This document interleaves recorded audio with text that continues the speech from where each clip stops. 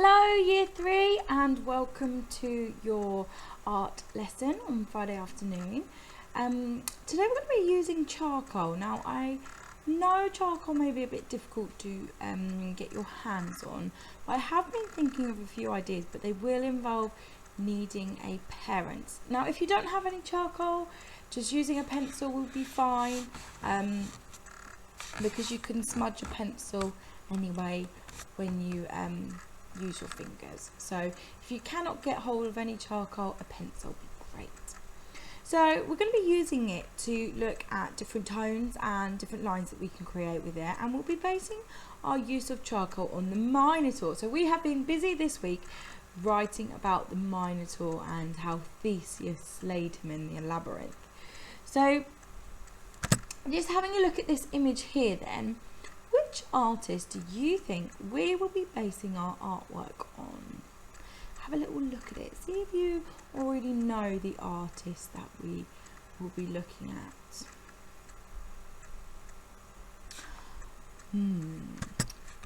We are actually going to be looking at Pablo Picasso. So we're going to be looking at Picasso's work.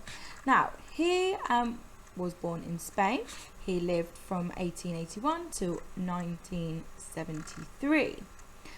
He is one of the most famous artists ever, and developed many styles including Cubism. So that's what we're looking at today. We're looking at Cubism and the way that he can distort images and make them look more interesting. So I love all of these, and this one the top one I really liked because it has like a sort of Minotaur ball up in that corner, that top left corner, and then he's got some portraits. The one with the stripy t-shirt, if you can see, is actually a self-portrait of himself. Hopefully you can sort of see the match. I like the fact that he's on the right hand side. He's got his little hair that he's got going on, that's attached with his ear, and I like his stripy t-shirt as well because you can really see. But also I really liked this portrait that he has done there, because the mouth is over here, the nose is way over here, and it just looks incredibly fascinating. I love the shapes that he's used here. He's definitely gone more for the straighter edge than a curved edge in this one. There are some curved edges in here, but I just think it looks brilliant. So, having a little look at this then, we are going to be doing the Minotaur. Now we're just going to watch a video of him doing a little bit of artwork. Now hopefully,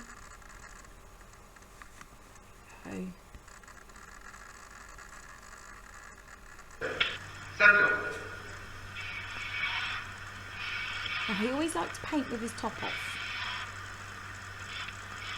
Kind of fits in with the Greek Olympics, doesn't it? So what do you think this is going to be first of all?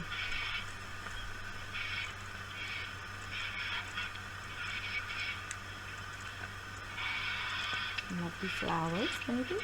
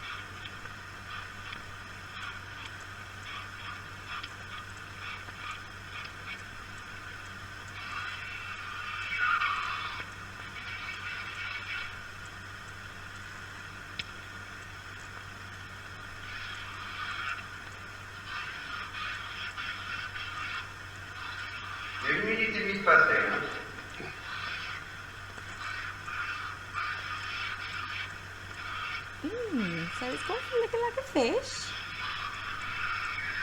it's now looking like a rooster.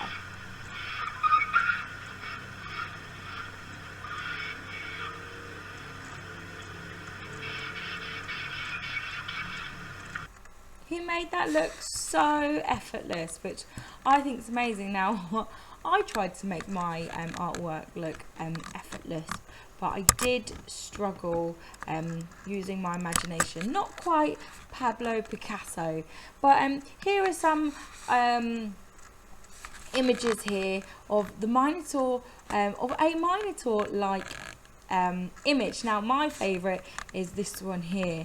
I love the horns and his ears. I think the ears are brilliant, and I love all of this sort of the line work in the cheekbones and everything. I wish I included a bit more lines to my image, but you can just see how I use it. And look at the different tones. He's got some darker tones over here. He's created more shadows up in the horns here. Okay, so we're just sort of getting an idea. I like the face shape on this, how it goes from being quite curved to then being quite straight at the bottom, which is really nice.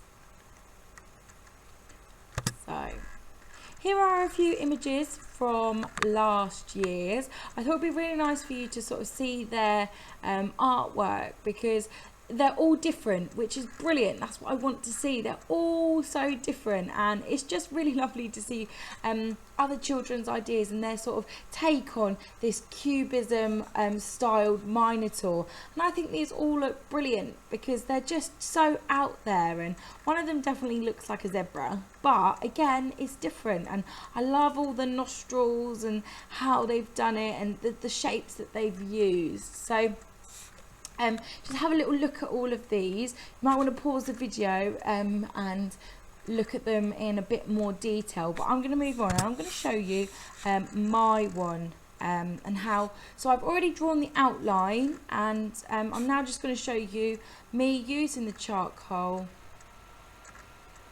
and making a right mess of it.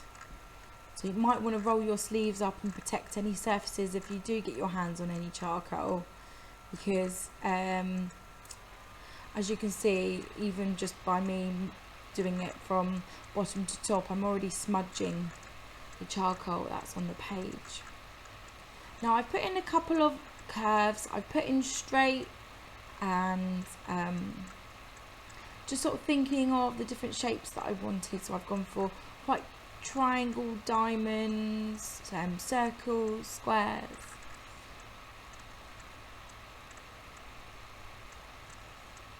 I'm just going around the outline now.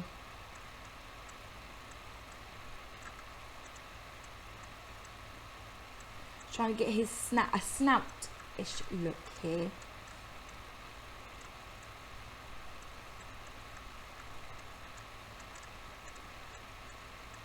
Trying to frame it.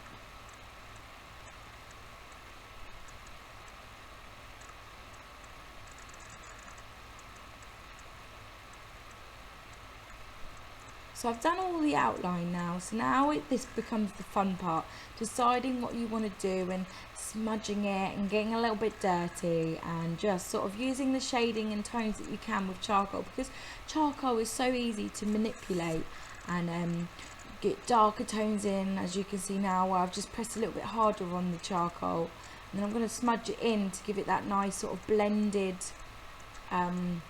tone. I'm going for the ear, the horn stripes on the ears. Again, I wish I added a bit more into the horns. You can see that I'm trying to think of what I need to do. So really think about this.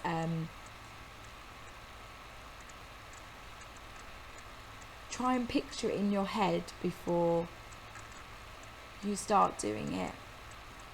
And also pause back on the video of the other bits of artwork that I've shown you through this PowerPoint. I'm definitely trying to create some really nice crisp untouched areas on the Minotaur, and I'm also getting some nice sort of dark and blended areas as well, creating that extra tone. Definitely want parts to stand out more, and you can do that by leaving them completely blank and also darkening them and having those nice sharp lines.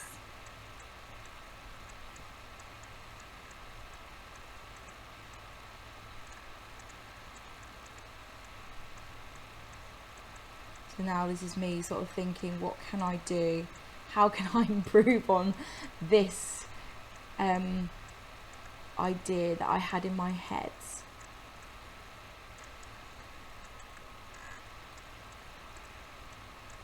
Definitely wish I put some more sort of straight lines and created more shapes in the face rather than just sort of leaving it quite blank.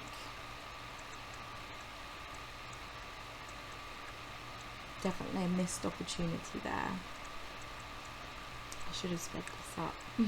I thought I would be able to talk for an extra 4 minutes, which I am very capable of. So here I'm just sort of thinking, what can I do? Adding in the darker tones over here, and then blending it.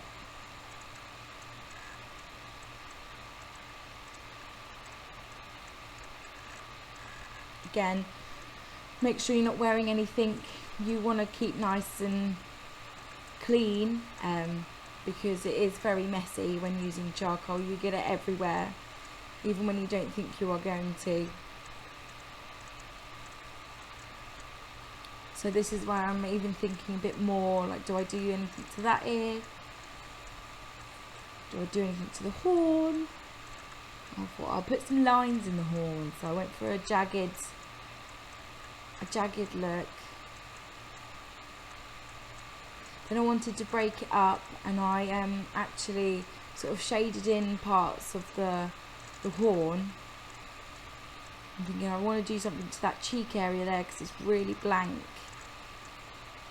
So I thought, I know, I will shade it in. So this is where you can start using the residue that you have left on your finger, but you can also use the charcoal as well if you just add in some extra strokes from an area to be a bit darker.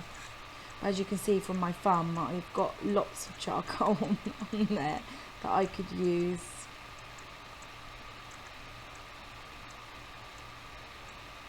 And I decided to make this side have a little bit more contrast.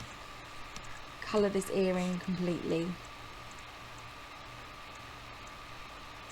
Build up of charcoal there, so I just decided to pat it off.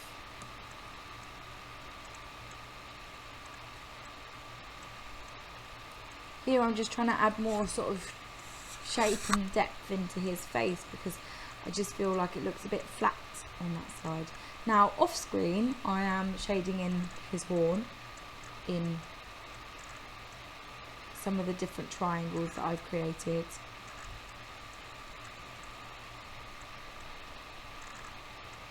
And now I think I'm happy with him, but I do actually decide to add just a little bit more shading around the face. So I've gone for a nice little bit of a darker area on the other cheekbone, which gives it a little bit more shading and toning.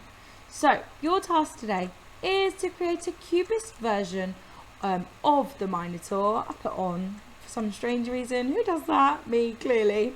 I want you to think about his facial features and the shapes that you can make with them. So obviously you've got his nose, and remember he breathes out that hot breath from it. You've got his mouth, you've got that big wide jaw, and you can have fangs and all sorts because, you know, he's a man-eating beast. And you can have those cheekbones, the ears, you can have these wacky horns, could be going off in all sorts of directions. I know last year I had one pointing up there and one pointing down there.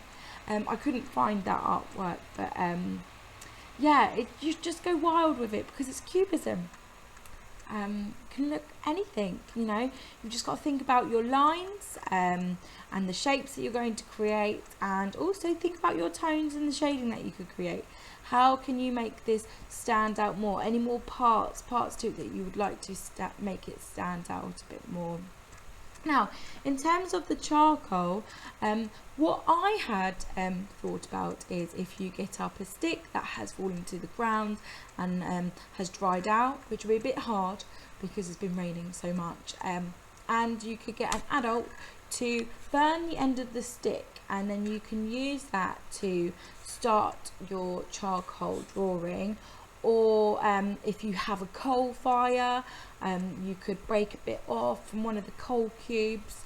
What else was I thinking? Oh, Mrs. Owen suggested an eyeliner pencil, but that's more soft, so I wouldn't use any makeup for that one. You could possibly use black eyeshadow for those extra sort of tone bits for dusting. That would be a good one.